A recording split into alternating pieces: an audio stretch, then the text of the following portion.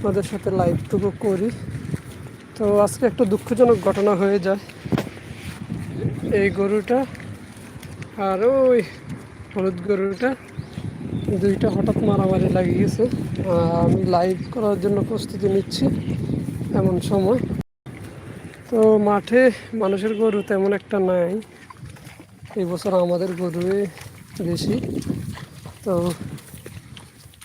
আমরা যেটা করতে হয় এদের সাথে থাকতে হয়, রোদ হোক ঝড় হোক বৃষ্টি হোক।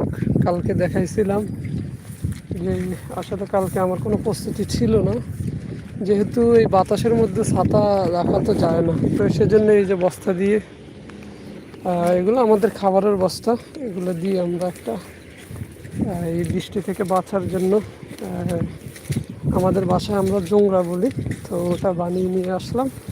এটা মোটামুটি আমার পা পর্যন্ত। তো যাক, অবশেষে দেখলাম আলহামদুলিল্লাহ রোদ উঠে গেছে।